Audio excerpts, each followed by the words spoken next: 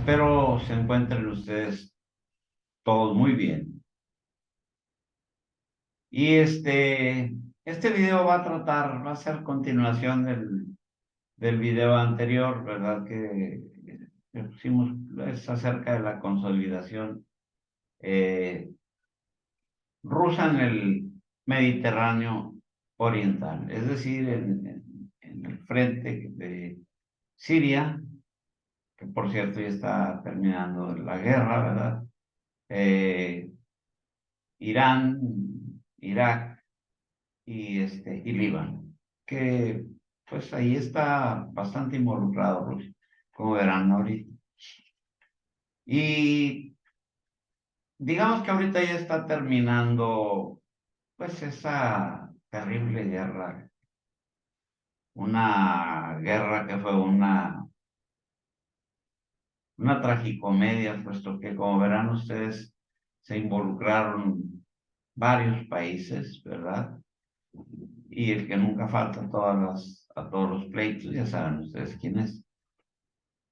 Y pues está terminando, ¿verdad? Después de un conflicto de 11 años que inició, por supuesto, el expresidente de los Estados Unidos, el Premio Nobel de la Paz, el señor Barack Obama, expresidente de los Estados Unidos. Y precisamente el expresidente quien fue eh, al que le dieron el Premio Nobel de la Paz, fue el que inició esa guerra y otras más que ya comentaremos, ¿verdad?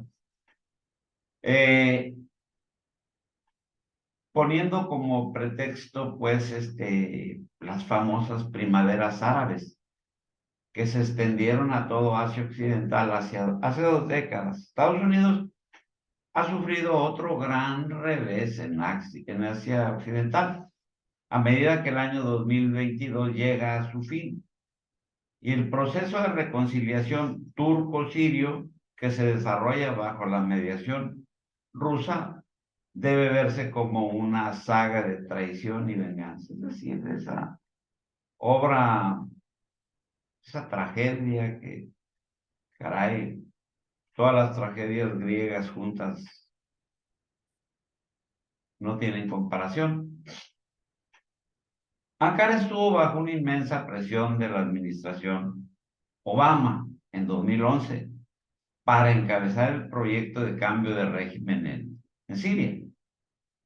Obama asumió alegremente que Turquía serviría alegremente como el origen del islamismo moderado por medio de la hermandad musulmana, ya saben todos esos cuentos, para la transformación en Asia Occidental. Pero Ankara se tomó su tiempo para calibrar, es decir, Turquía, su política exterior, para adaptarse a las primaveras árabes, antes de responder al panorama cambiante en Siria. Ahorita les digo por qué. Es decir, las primaveras árabes fueron aquellos cambios de régimen o de gobierno que promovieron los Estados Unidos en colaboración con todas sus embajadas, ONGs, en fin, con todo el aparato que tienen de inteligencia, en los distintos países, que juegan, pues por supuesto que a favor de los Estados Unidos. Y ya hemos visto muchos golpes de Estado que se hacen o se enmarcan dentro de algún tipo de demanda de tipo de derechos humanos, un montón. El punto es que en 2011 se popularizaron las primaveras árabes en todo el Oriente Medio. Tal es el caso pues de Siria, que donde no cuajó la vena, ¿verdad? Y, eh, y también fue el caso pues, de Egipto, en donde trágicamente el presidente Hosni Mubarak fue depuesto. Así pues, eh, Erdogan fue tomado desprevenido por el levantamiento de Siria en un momento en el que Ankara estaba siguiendo una política de problemas cero con los vecinos, es decir, con el presidente Bashar al-Assad, que inclusive hasta vacaciones tomaban juntos las familias Assad y Erdogan. Es decir, en ese tiempo, Tayyip Erdogan llevaba una política de problema cero, ¿verdad? Con todos sus vecinos. Y Ankara no estaba seguro de cómo se desarrollaría la tan multicitada primavera árabe. Y permaneció en silencio cuando la revuelta apareció por primera vez en Túnez, que fue donde empezó, incluso en Egipto. Erdogan hizo un emotivo llamado a la partida de Hosni Mubarak solo cuando sintió correctamente de que Obama estaba desvinculado del aliado incondicional de los Estados Unidos, es decir, el Cairo. El Cairo, Egipto, pues no se quiso vincular hasta no ver que efectivamente había sido una primavera árabe, es decir, una protesta social legítima. Y permaneció en silencio cuando la revuelta apareció por primera vez en Túnez, como les decía. Así pues, no le respondió a los Estados Unidos hasta que consideró que iba a caer o que ya había caído el gobierno del presidente Hosni Mubarak. Ankara había invertido mucho en la mejora de las relaciones con Siria, en el marco del llamado Acuerdo de Andana en 1998. Tiempo atrás, bajo digamos, que el, el Tratado de Andana lo firmaron el anterior presidente a Recep Tayyip Erdogan, y también el presidente sirio en aquel tiempo, que era ni más ni menos que el papá de Bashar al-Assad, es decir, Hafez Assad, ¿verdad? Padre de Bashar al-Assad y el anterior presidente Erdogan. Se me escapa el nombre, ¿verdad? Y en ese sentido, pues había un tratado de paz eh, que fueron posteriores a los enfrentamientos masivos del ejército turco con Siria por albergar al líder del PKK kurdo, el señor Öcalan, que por cierto el señor Öcalan está refugiado en los Estados Unidos y Erdogan está pidiendo la cabeza del señor Öcalan, puesto que años después se le trató de dar un golpe de Estado, precisamente con todos los súbditos o aliados al señor Öcalan. Y el señor Öcalan, perdón, el señor Erdogan está pidiendo la cabeza de Öcalan, que se lo regrese. Dicho sea de paso, ese movimiento no se dio así por casualidad, no, no, no, no, no. Se dio apoyado por los Estados Unidos y precisamente fue una parte de las tropas turcas. Eh, pero resulta de que el señor Erdogan fue avisado por la inteligencia rusa y eso le salvó el cuello. Desde ese momento, de cierta forma, Erdogan quedó comprometido con Rusia. Y de ahí viene lo que sigue después, en donde de ser enemigos, Rusia y Turquía, pues están acabando, pues si no siendo amigos, aliados. Erdogan inicialmente no quería que Bashar al-Assad perdiera el poder y le aconsejó que reformara pues, la situación que le estaban provocando la primavera árabe, que eran protestas, que le alentaron y le armaron precisamente los Estados Unidos.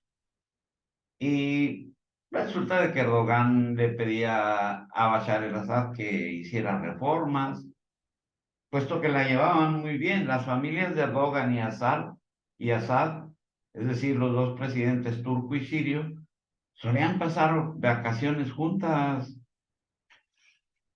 Obama tuvo que delegar al entonces jefe de la CIA, David Petraeus, para que visitara Turquía 2 veces en 2012 para persuadir a Erdogan de comprometerse con los Estados Unidos en la planificación operativa destinada a lograr el fin del gobierno de Assad.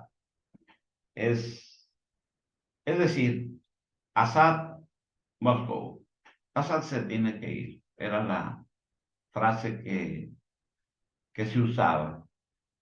Fue Petraeus quien le propuso a Turquía, o sea, Ankara, a Erdogan, un programa de encubierto para armar y entregar y entrenar a los rebeldes sirios. Háganme ustedes el favor. Pero ya en 2013 Erdogan comenzó a sentir que el propio Obama solo tenía una participación estadounidense limitada en Siria y prefería liderar desde la retaguardia. En 2014 Erdogan hizo público que su relación con Obama había disminuido y dijo que estaba decepcionado por no obtener resultados directos en el conflicto sirio. Para entonces había ya más de 170,000 personas muertas y 2,9 millones de sirios que habían huido a países vecinos, incluida Turquía. Y los combates habían obligado a 6,5 millones a abandonar sus hogares dentro de Siria. Hágame el favor, eso no fue una protesta social.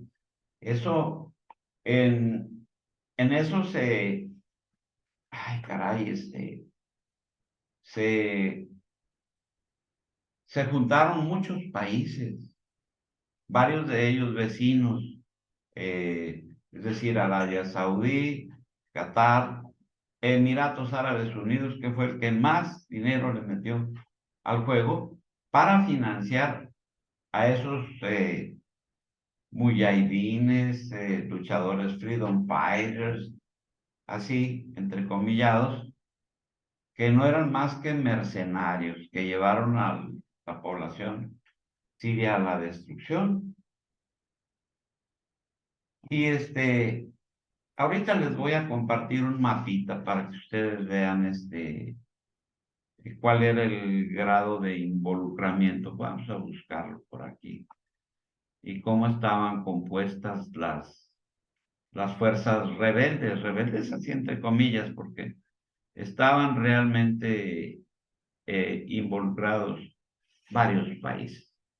Es decir, mire, como verá usted aquí, ISIS, que es el Estado Islámico, aquí se los pongo, que es lo color de rosa, estaba financiado por Arabia Saudita y Estados Unidos. El Frente al-Nusra estaba financiado pues precisamente por Emiratos Árabes Unidos y Qatar. Lo que está en franjas es la región en disputa por ISIS, ¿verdad? O sea, por el Estado Islámico. Todo esto que está así en rayitas, ¿verdad? Esto que está aquí arriba y esto otro. Por otro lado, tenemos el régimen sirio, lo que está en color azul, y la presencia de Hezbollah o Hezbollah, que eso fue a todo lo largo de la frontera con Líbano. Y precisamente Hezbollah ya le había ocasionado, fue un par de años antes, una derrota al ejército israelí, así que no hay que equivocarse y pensar que porque es una milicia al margen del Estado libanés,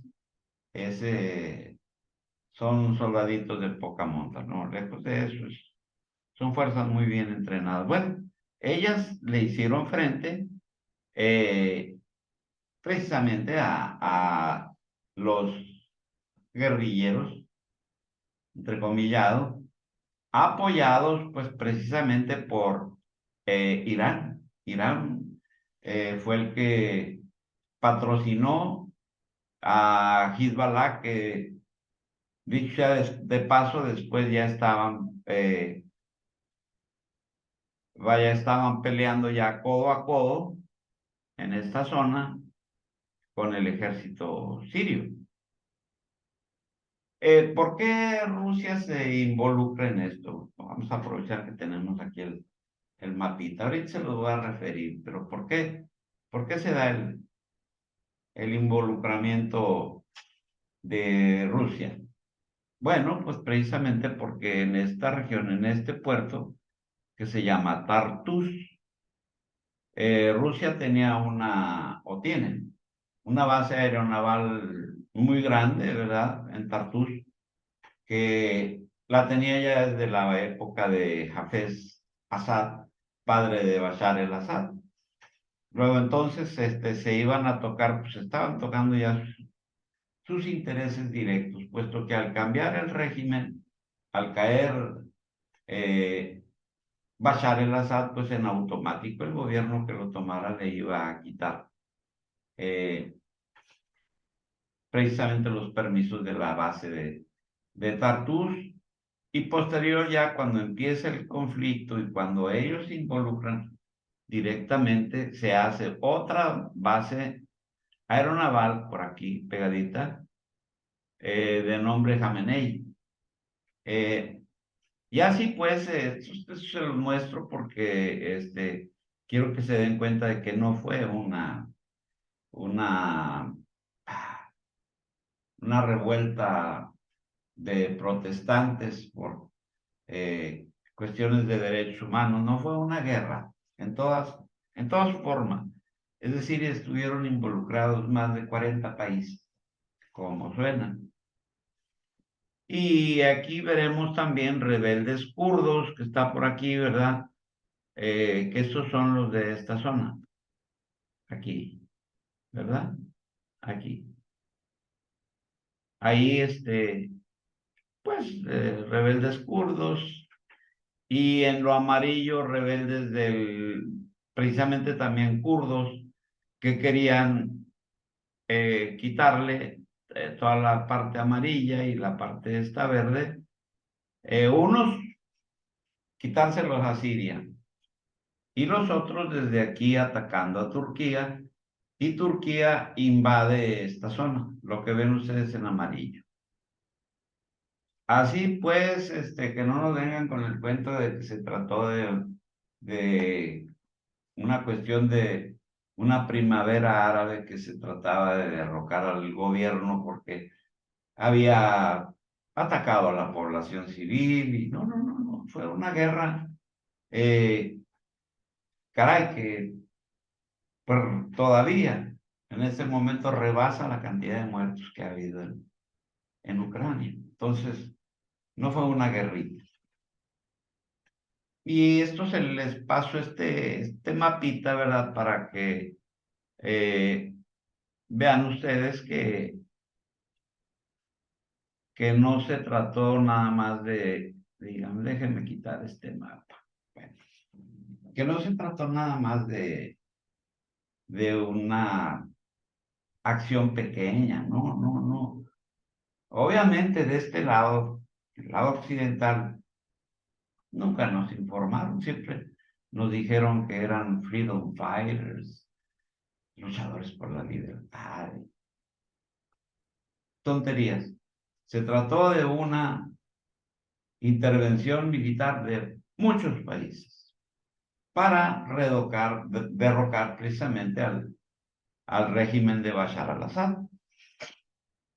Dicho sea de paso, ¿qué buscaban cada uno de ellos? Pues las petromonarquías, es decir, Arabia Saudita, Qatar, Emiratos Árabes Unidos, Kuwait, y todos buscaban lo mismo: atravesar un gasoducto desde, precisamente desde la región de Arabia Saudita o más al norte, para poder cruzar un gasoducto que llegara hasta el Mediterráneo y donde pudiesen ellos eh, pasar su petróleo, evitando el estrecho de Hormuz, que ya les cité yo en el video pasado, las limitaciones que tenían, ¿verdad? Y que tienen. Y ellos estuvieron financiando esa guerra para poder construir ese oleoducto y gasoducto. Por una parte, las petromonarquías interesadas en eso, en delegar a Bashar el-Assad, para lo que ya les dije. Y por el lado de la OTAN, que también estuvo envuelta ahí, por más que nos digan que no se trataba de quitarle la base aérea de Latakia, perdón, la base aérea de Tartus y Jamenei. Es decir, privar a Rusia de su base aeronaval en el Mediterráneo. Recordemos que tienen una base aeronaval en Crimea, que dicha de paso, Crimea es eh, el bajo vientre de Europa y del Cáucaso y del Medio Oriente, porque desde la base aeronaval de Sebastopol, Rusia tiene alcance a toda Europa, pero también a todo el Medio Oriente. Es decir, la base naval de Sebastopol tiene una importancia vital. Y la base aeronaval de Tartus y de Jamenei, que están en Siria, pues cuánto y más, ¿verdad? Porque están exactamente en el Mediterráneo.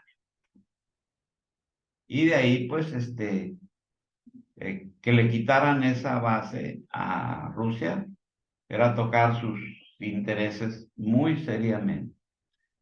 Y por esa razón entra a Siria, digo, es decir, a Rusia entra a Siria, con el argumento de que pues iba sí, a atacar a los terroristas, ¿verdad? Porque ahí estaba toda una caterva de terroristas, terroristas afganos, ISIS, Estado Islámico, Al-Qaeda, Al-Nusra, todos los que se puede imaginar. Había inclusive guerrilleros afganos, chechenos, de todo lo que usted quiera y busque. En pocas palabras, Erdogan se sintió amargado porque se quedó con una lata de gusanos y Obama se había ido. Es decir, ya en 2014, pues ya Obama ya pintaba para irse y quiero decir que cuando Erdogan se siente amargado es cuando ya se había ido Obama y entraba Donald Trump y posteriormente Joe Biden.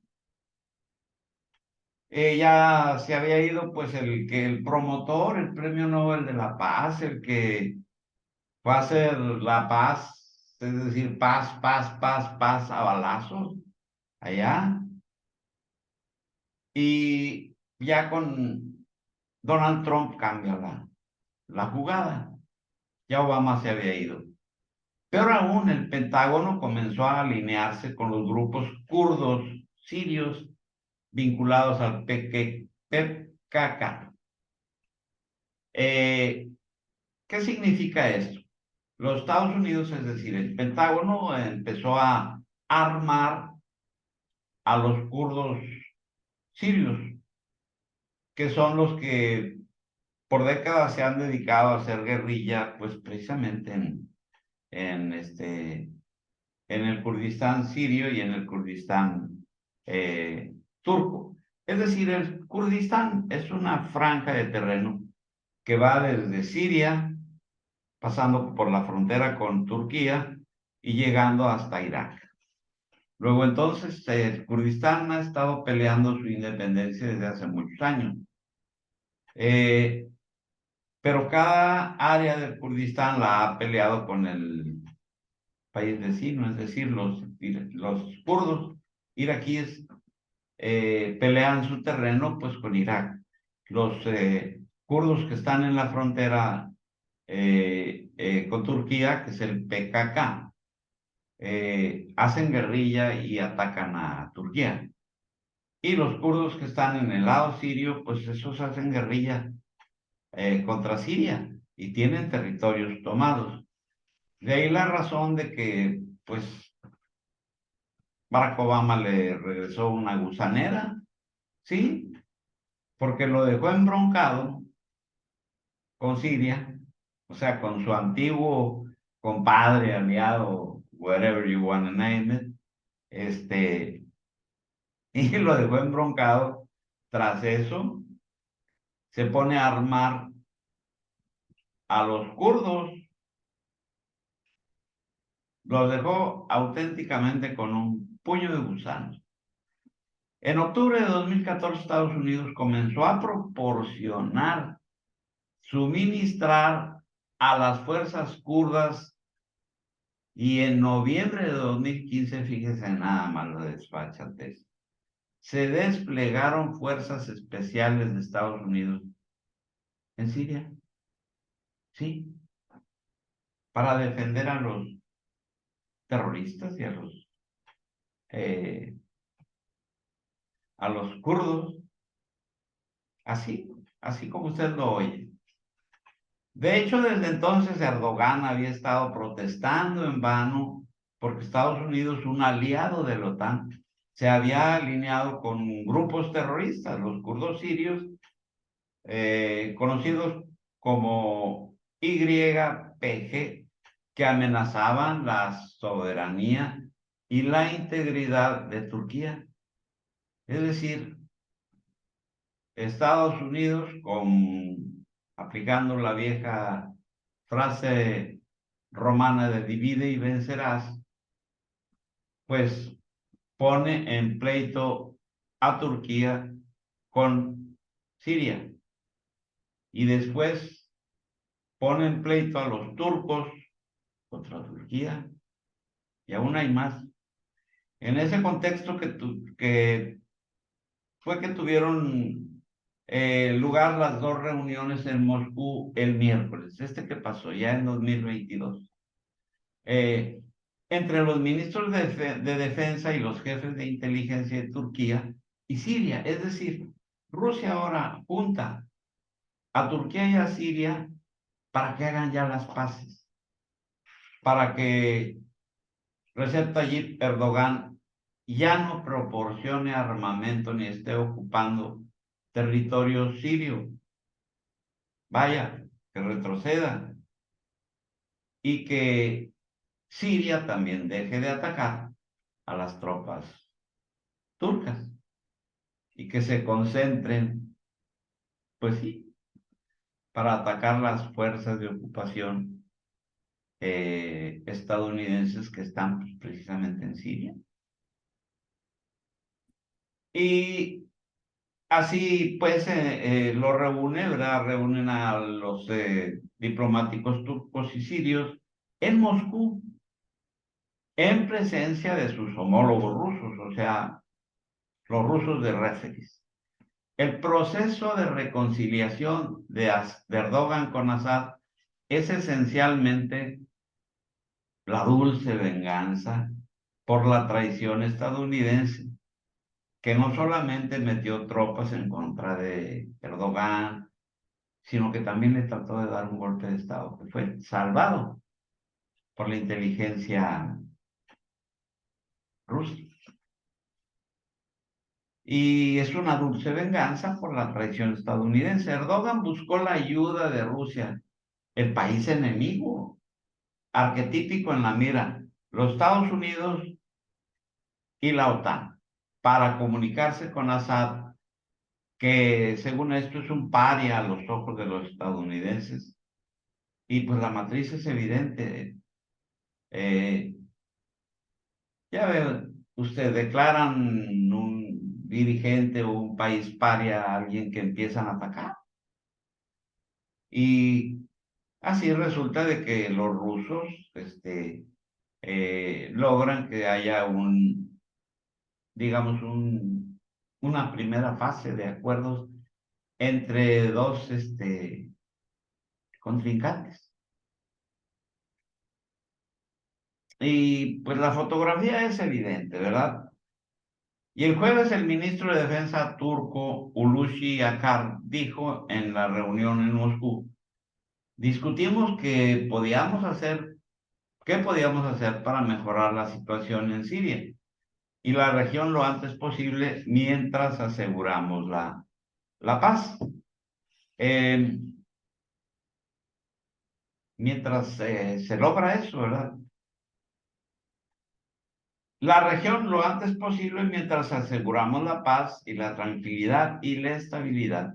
Reiteramos nuestro respeto por la integridad territorial y los derechos de la soberanía de todos nuestros vecinos, especialmente de Siria e Irak, en donde, como les decía, Estados Unidos se ha dedicado a armar al Kurdistán iraquí, al Kurdistán sirio, al Kurdistán turco, y se me pasaba, muy importante, al Kurdistán iraní, porque el Kurdistán iraní, Irán también tiene Kurdistán, es decir, son 4 países, Irán, Irak, Siria y Turquía.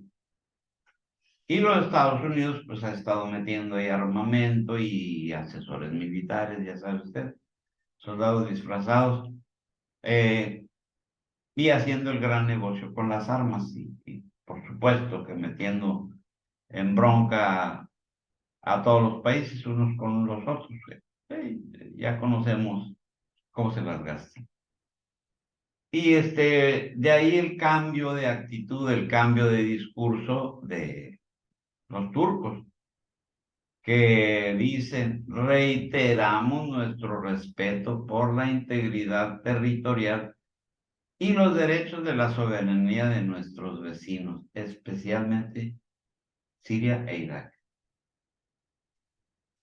Así pues, qué cambio tan grande, o sea, de traer tremendo broncón y ya estar ya enfrentados militarmente, bueno, pues ya ahí entra Rusia y y lo reconcilia. Dados los acontecimientos y todo lo que vio y han visto los mandatarios turcos, sirios y otros que han visto que ha sido una política muy hipócrita por parte iniciada por el presidente eh, Barack Obama, premio Nobel de la Paz, por supuesto, quien aparte de ese conflicto se aventó otros dos. Ahí se los platico en el siguiente video, ¿verdad? Porque no quiero hacerlos tan largos, ¿verdad? Ya lleva 34 minutos y y aquí lo vamos a terminar y prometo hacerles el otro y el otro y el otro, que van a salir otros 2 o 3 más, enfocándonos en cómo está recuperando influencia a Rusia y cómo se están pacificando conflictos que llevaban años. Imagínense el conflicto sirio, pues 11 años. Entonces, pues ya se está viendo un cambio bastante grande, ¿verdad? Pero vamos a desmenuzarlos poco a poco, ¿verdad? Porque, pues, serían horas las que me tardaría en explicarles todo cómo ha sido, ¿verdad? Pero en el siguiente video, te los prometo, que vamos a seguir abordando y vamos a hacer otros videos independientes de la guerra en Ucrania que se está poniendo más sabrosa y ahí les cuento en otro. Eh, y bien amigos, les voy a pedir, les voy a dar primero que nada las gracias, ¿verdad? Eh, y les pido por favor si me pueden regalar un like y si se quieren suscribir, si les parece interesante el material, pues adelante, ¿verdad? Sería de mucha ayuda y pues sin más, me despido de ustedes, espero que sigan bien y nos vemos en el próximo video.